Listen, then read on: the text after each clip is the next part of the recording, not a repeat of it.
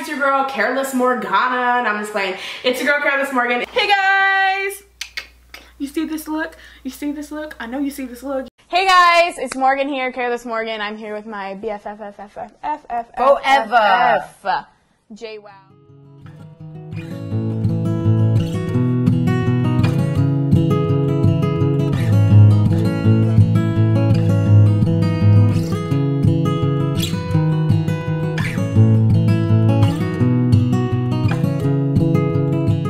About 2 years ago, Morgan had uploaded a video. She talked about her upbringing and how her mother had some drug issues, and it really touched a lot of people.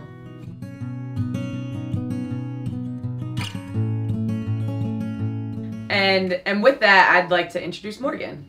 Hey, hey. Morgan, thank you for joining us. Thank you. I'm glad to be here. I'm excited. My name is Morgan. Nice to meet y'all, whoever are watching. Nice to meet you. So first, I just want to thank you and kind of just talk about how amazing it is that you're not only using your platform that you have, you know, to give out this fun content, but you're allowing others to see a little bit into your life as well. With For The Hayters, that's exactly what we're trying to do. Encourage people to show the sides of them that aren't the easiest to talk about. They're not the easiest things for people to hear, but with those conversations, it allows and encourages other people to talk about them as well. So thank you for using your platform in a good way as well. Oh, you're welcome. Anytime. Okay, so the reason that I had posted my videos about my mother and just the things that I've been through, not only my mom, but touching on other subjects, whether it be self-worth or confidence, is a lot of people don't talk about that kind of stuff. And I think that a lot of times in life, people disregard people's feelings or disregard the things that they're going through because it's very uncomfortable to speak about. So I always feel like talking about situations that you've been through will help other people speak up. So if I have to be vulnerable for once and be comfortable enough to speak in front of a camera to help someone else, then I'm all for it. So that's what I wanted to do, and I did it, and a lot of people reach out saying that it helped them and it really changed their perspective on things, that they didn't feel alone, and I don't like anyone to feel alone. So it was something that was really hard for me to post at first, but then once you're alone in front of the camera and you just talk about it, it's like more, it's just, you gotta talk about it, and sometimes you hold it in. You can't be a strong person forever, so that's why I posted it, and I'm glad I did. I don't regret it at all. I remember writing my mom like letters like, please stop doing drugs. Like, I don't want you to die. Like, you don't understand. So as you said, we know that, you know, your mother had drug issues. You have 3 younger brothers that you took care for as well. If you could kind of just talk about what it was like growing up and the situation in itself. Taking care of my brothers was the biggest blessing that God gave me besides the platform that I have now, because it taught me to grow up fast, even though a lot of people miss childhood, and I didn't really have the childhood, except my grandparents did give me the best that they could give me, but taking care of them was more of a thank you for them. And with you know, with that, did they understand, you know, what was going on? How old were they? Oh, they were, okay, so Dylan is 18 now, and then Brandon is 16, turning 17 in April, and Dalton is 15. So they were young and they didn't realize it, and they always thought that I was mean to mom, or, you know, it just wasn't working out, or we just argued. But it was more protecting them. Like, my mom would go to take the dogs out, but the dogs were inside, you know, and she was out doing the business that she did. So it was hard, but I'm glad I was there to protect them so they didn't have to see what I had to see. I didn't want them to witness it, you know, because that's a trigger that's in my head forever, is catching my mom and realizing and putting all the pieces together. And I thankful that they haven't experienced that, because it was traumatizing to see that. At what age was it that you started experiencing it? What, you know, was your mom doing drugs your entire life, or did this happen at a certain period of your life? So, okay. You know how you have family friends or people who know the people in your family who've been there longer than you have, or obviously in their adult life, and I was a child. When I was older, I found out that she always has been having troubles with it, but I'm not going to say my mom's business on camera, obviously, but my mom did go through a lot as a child, and definitely went through things that I would never wish it upon anyone. And she always dealt with that inside, and whether it had been whatever the drug was, or if it was medicine or hospital drugs, anything like that, I just always knew that she was off. You know what I mean? Mm-hmm. I just knew that, like, as I got older, I realized it. Like, when I went to my friend's house, like, their moms weren't like that. And their moms weren't always in the hospital. And their moms weren't always out of it. Or, like... It was almost normal to you that she was like that, that it was weird going somewhere else, seeing someone else different. Definitely. Definitely. I was like, what? Like, I didn't understand. I was a child. You don't wish that for a child. Mm-hmm. What made you feel as if, you know, you had the responsibility for your brother as opposed to someone else? You know, your grandparents or someone else in your family? Well, my grandparents did take care of us financially. I mean, my grandma took me to school every single day, picked me up every single day. But when we got dropped off, it's my turn. And how old were you in this time? I was probably like 14, or maybe I was 13, 14. I got kicked out at 15. So that was the time to buckle down and like really get into it, to like make sure that, you know, it was more so not me taking care, like, oh, I'm getting them ready for school, like feeding them, buying them things. It was more so protecting them more than take care of, because we stuck together, like we took care of each other, you know what I mean? Mm-hmm. Like, and my youngest brother is autistic, so he can't speak. Which adds, like, yeah. I mean, I don't know if my mom has ever done it. I don't think so, because even though my mom has hurt me and my brothers, I don't think she's a bad mother. I just think she went through a bad time and it affected her, and she happened to have kids at the time. Mm-hmm. So she had her own demons inside that she couldn't fight. You know, you just mentioned how you were kicked out at 15. Mm-hmm. I mean, you hear about people getting kicked out all the time, but at 15 years old, you know, what prompted that? What do you do? Thankfully for my grandparents, like, I was not in a foster home, and I thank God for that. But, so it was just an ongoing argument every single day, fighting the issues with my mom. So you just get fed up, basically. And but when I say this, my mom used to kick me out a lot, but more so like go to your grandparents' house. And then my stepdad would come home from work and pick me up, and they would never let me stay there. Then one day he just never came.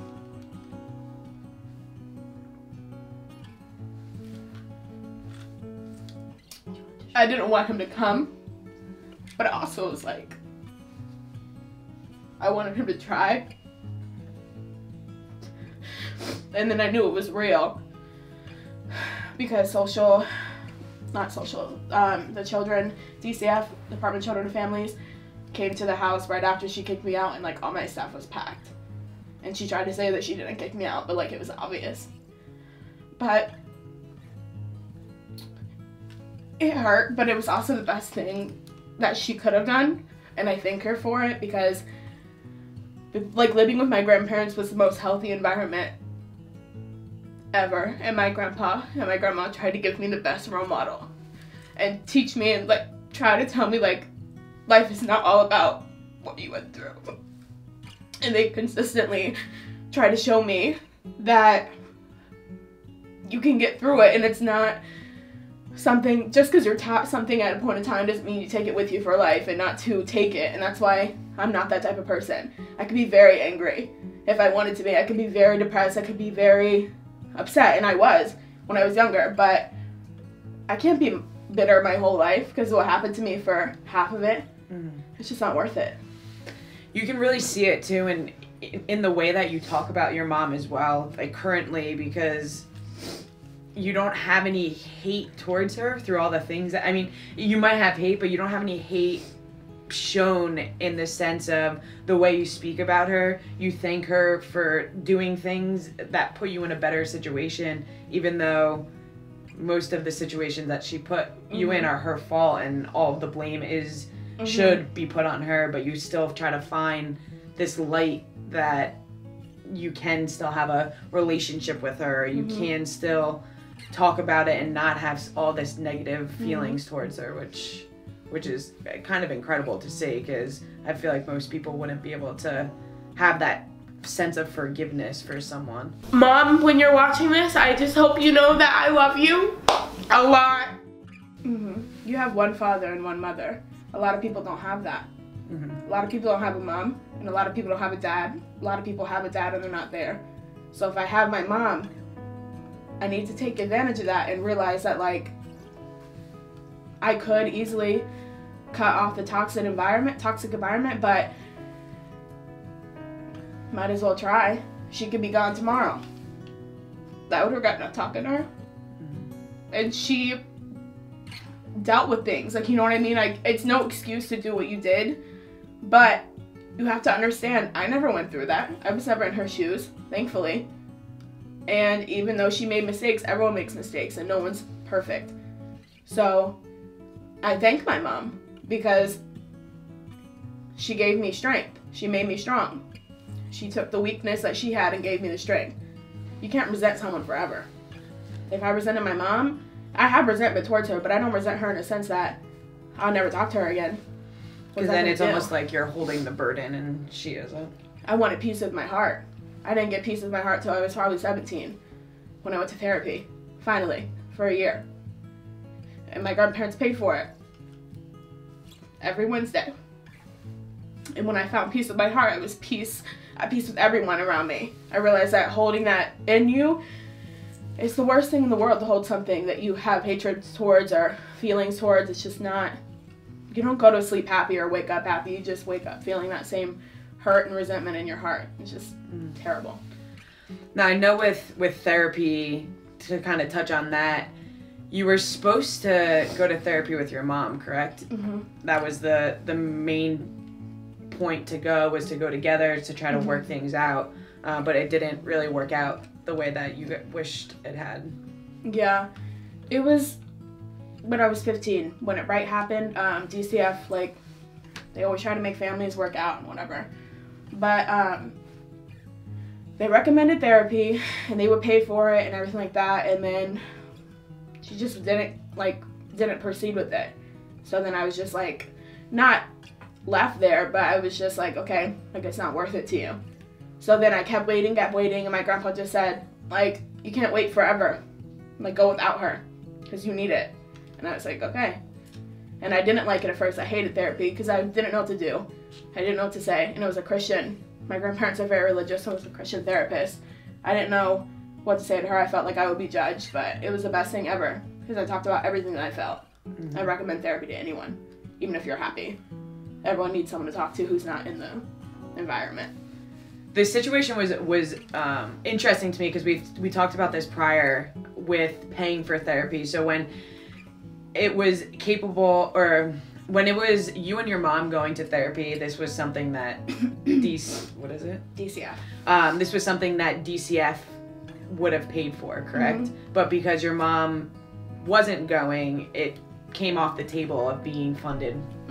So now it's out of pocket funds for you to be able to go, to therapy. Yeah, and I'll say this, the DCF system is very messed up. They are very, very, very, very messed up. Like, they are not a good system.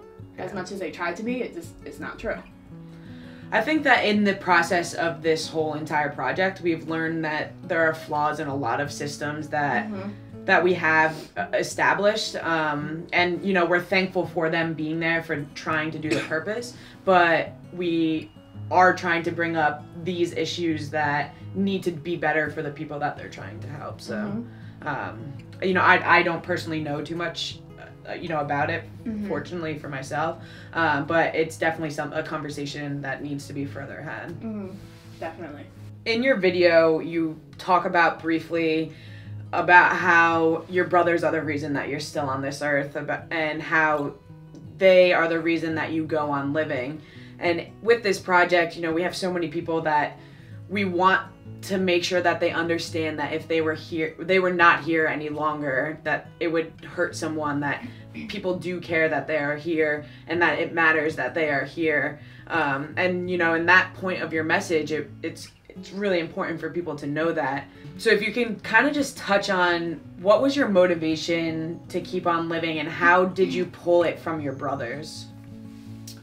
So a lot of people won't understand it, and they won't get it, and it takes a lot to understand it, and people normally do as they get older. But I just have too much gratitude for other people to end my life, which is very hard to say, because a lot of people, they want it in their life, and they know that they'll hurt other people, and that's 100% understand that, because I went through it also, and I didn't want to be here. But I have too much gratitude for my grandparents, for my brothers. I just wouldn't put that upon anyone. And the gratitude of being able to live here healthy, happy, inside, at least wanting that happiness. It's just not something that was worth it to me to do completely. Was there something in that process that helped you be able to have that train of thought, opposed to the trains of thought that you were having, in that negative light? My grandparents. My grandpa taught me the gratitude. Yeah. I'm grateful to be able to walk, to speak, to feel, to see, to hear, I'm grateful that I'm on this earth. I'm grateful for the people around me. Me harming myself and me ending my life, I'm not going to do that to my grandparents. They did so much to take away the pain. I wouldn't take that pain that they took away and cause it on them. And it's hard for people to understand that. And I get that. It's hard to have that train of thought. Because when you're hurting, and you can't end it as much as you want to. It's like a demon inside of you. And that's facts. You can't take it out of you. It's depression, and it sucks. But when you look at the bigger picture, if you're grateful and have enough people in your life, if you're not grateful, if you're fortunate enough to have people in your life that love you and don't want you to do that to yourself, it definitely is a lot easier. Because I wouldn't want to take away happiness from the people who tried to bring it to me. Imagine seeing your family members at your funeral. I think it's important to touch on, for some people, it might not be a direct family member. It might be might be a complete stranger that changes their life, that sincerely wants to help them. In your case, you were lucky enough to have that family there, but it could be anyone. Someone cares. There's someone out there that cares. You might have not even met them yet. They might have not even impacted your life yet, but there is always someone that is going to care that you're here. With all of this, we've talked about growing up and where you were and how you got past all of this. Where is everything now? Where are your brothers? Where's your mom? Where's everyone's relationship with each other? My brothers are little men now. They're adults, kind of. My brother just turned 18, my oldest brother. Well, he's my younger brother, but the oldest out of the three. And he thinks he is so grown now, but he is not. He don't know a thing about a bill. And he's doing good. He has gotten through so much too. And my brother Brandon's doing good. And Dalton's doing good. Everyone's good with themselves. The situation is not amazing, but they've overcame the feelings that they went through. So them personally are good, which makes the world go round. Now, are they still with your mom? My brother Brandon lives with my mom, and my brother Dylan lives with his dad, which is my stepdad, but I call him dad too. So. And then how is your relationship with your mom now? I think me and my mom are more friends, but my mom actually has recently reached out to me and told me that she wants to do therapy and that she's been trying to schedule it and all that stuff. So when it happens, I believe her, but it's a step from what it was, and I appreciate her doing that because it's better late than never, you know? Yeah, of course. So I like that she wants to do therapy because I would do it with her for sure, and I think that would help us. And she needs therapy for herself. I don't think she healed from a lot of things she went through. So. And then obviously you have an amazing relationship still with your grandparents. Oh yeah, those are my homies. They know I love them. They already know what's up. We got toughest bond. They know. Yeah, I've never had a bad relationship with them. My grandpa gets on my nerves because he's yelling at me, but it's for the best intention for me. So we're always gonna be homies. To kind of wrap up, we like to get a word of advice from our guests. If you could say anything to anyone listening about what may help them overcome things that you have gone through. So my advice for the lovely people is you just got to keep going. And I know everyone says that. That's the thing. I know everyone tells you, keep going, it'll get better. Keep your head up, stay positive, but that is not easy to do. And you will be negative and depressed no matter what. So you have to tell yourself that. You can't listen to other people because you're not going to listen. You have to genuinely just find a piece of way with your heart and your mind and just decide if this is the life you want to live. To me, I was like over being sad. I was so fed up. I was like, you are not going to win. Don't let them win. Do it yourself. Just don't let the battle be done with just because you think you can't get over it. Decide if you want to live that life. Do you want to be sad and miserable? Or do you want to be positive and try to figure out how to stop it? I would be positive and try to stop it. Maybe I'll be sitting on this chair, having a lovely, blessed life. Who knows? Awesome. And I just want to thank you on behalf of myself, my team. We are ecstatic to have you here. This is a little different than we've done, you being in the limelight of things, people seeing your positive attitude. It's really awesome to get this vulnerable side of you, and we thank you so much because we know how important it is, your message that you're telling, and we know how many lives that, this could potentially help. So we appreciate you taking the time coming and talking with us. No, I'm so grateful to be here, and I'm very thankful the fact that I have the platform to be able to speak about these things and for you to help me open up the conversation. To me, this is like a reliever.